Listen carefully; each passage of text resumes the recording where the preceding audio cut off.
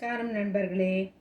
இன்றைய பதிவில் நாம் கள்ளவாரண விநாயகப் பெருமான் திருப்பதிகம் என்ற அழகிய 10 பாடல்களை கொண்ட விநாயகப் பெருமானை பற்றிய ஒரு தமிழ் பாடலைத்தான் பார்க்க போகிறோம். இது அபிராமி பட்டர் பாடி அருளிய திருக்கடவூர் கள்ளவாரண விநாயகர் திருப்பதிகம். அபிராமி பட்டர் இந்த பாடலை பாடிய பிறகுதான் அபிராமி அந்தாதியை பாடினார் என்பது குறிப்பிடத்தக்கது. இந்த கள்ளவாரண விநாயகரை பற்றிய ஒரு சிறு கதை கூட இருக்கிறது.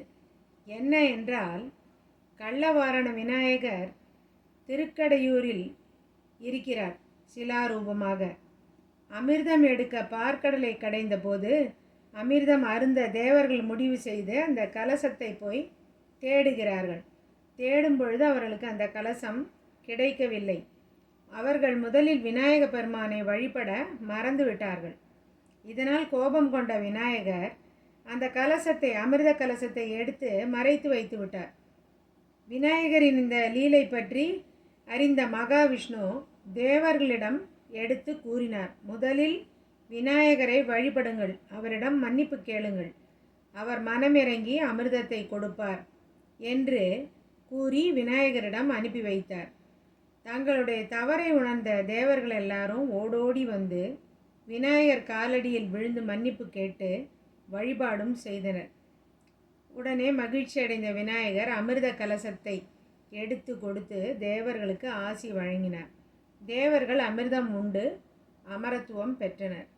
இந்த அமிர்தத்தை ஒளித்து வைத்த காரணத்தால் தான் இவருக்கு கள்ளவாரண விநாயகர் என்ற பெயரே ஏற்பட்டதாம். இவர் திருக்கடையூர் கோவிலில் உள்ள விநாயகர்.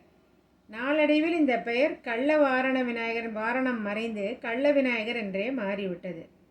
இந்த பிள்ளையார் மேல்தான் 10 பாடல்களை பாடி அபிராமி பட்டர் அதன் பின் அபிராமி அந்தாதியை பாடினார். இந்த பாடல் விநாயகரை பற்றிய 10 பாடல்கள் உள்ள பாடல் மிகவும் அருமையாக இருக்கிறது. இதில் கடுந்தமிழாக இல்லாதால் இதற்கு விளக்கம் எதுவும் தேவைப்படும் என்று நான் நினைக்கிறேன். விளக்கணும் தேவைப்படாது என்று நான் நினைக்கிறேன். இதற்கு தேவைப்பட்டால் பிறகு நாம் டிஸ்கிரிப்ஷனில் உங்களுக்கு விளக்கம் கொடுக்கலாம்.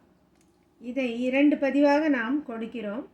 2 பதிவுகளையும் நீங்கள் சேர்த்து படித்தால் மொத்த பாடலையும் பாராயணம் செய்தது போல் இருக்கும். இந்த பாடல் மிகவும் சக்தி வாய்ந்ததாக கருதப்படுகிறது. எதனால் என்று கேட்டால், யாருக்குமே இழந்த செல்வங்கள் அனைத்தும் இந்த பாடல்களை பாராயணம் செய்வதனால் திரும்ப கிடைக்கும் என்று சொல்லப்படுகிறது. உறவினர்கள் மற்றும் பகைவர்களிடம் நீங்கள் எதையாவது பணத்தையோ பொருளையோ உறவையோ கூட இழந்து தவித்தால் இந்த கள்ளவாரண விநாயகரை வணங்க சுபம் ஏற்படும். முருகப்பெருமானுக்கு அறுபடை வீடு இருப்பது போல விநாயகருக்கும் அறுபடை வீடு இருக்கிறது. அதில் இந்த கள்ளவாரண விநாயகர் 3வது படை வீட்டின் அதிபதியாக கருதப்படுகிறார். சமஸ்கிருதத்தில் இவரை சோர் கணபதி என்று அழைக்கிறார்கள். சோர் என்றால் உங்களுக்கு தெரியும், கள்ளத்தனம் என்று. சோர் கணபதி என்று அழைக்கிறார்களாம். அதனால் இவ்வளவு சக்தி வாய்ந்த இந்த பாடலை நீங்கள் எல்லோரும் பாராயணம் செய்து இழந்த பொருள்கள், சொத்துக்கள், உறவுகள் எதுவாக இருப்பினும் அதை மீட்டெடுத்து சந்தோஷமாக இருக்க அந்த விநாயகரை வேண்டிக் கொண்டு பாடலை பதிவிடுகிறோம். கள்ள விநாயகர் பதிகம் பாடல் எண் 1. பங்கயத்தாளும் ஒரு 4 தோளும் பட அமுகமும் திங்களின் கோடும் வளர்மோதகத்துடன் செங்கையிலே அங்குசபாசமாகி வந்து என்றனை ஆண்டருள்வாய் வெங்கயமே கடவூர் வாழும் கள்ள விநாயகனே. பாடல் 2. உண்ணும் பொழுதும் உறங்கும் பொழுதும் ஒரு தொழிலை பண்ணும் பொழுதும் பகரும் பொழுதும் நின் பாதத்திலே நண்ணும் கருத்து தமியேனுக்கு என்றைக்கு நல்குவையோ விண்ணும் புகழ் கடவூர் வாழும் கள்ள விநாயகனே. பாடல் 3. யாதொன்றையாகிலும் எண்ணிய போது உன் இணை கமலபாதம் பரவிய பேர்கட்கலாது பலித்திடுமோ? வேதம் தெரிந்த மறையோர் தமது பெருத்தெருவில் வேதம் பயில் கடவுர் வாழும் கள்ள விநாயகனே. பாடல் 4. அரண் என்பவனையும் அம்புயத்தோனையும் ஆழி சங்கு கரண் என்பவனையும் கை தொழ வேண்டி உன் கால் தொழுவார் இரவும் பகலும் இயலிசை நாடகமென்னும் நன்னூல் விரவும் தமிழ் கடவுர் வாழும் கள்ள விநாயகனே. பாடல் 5.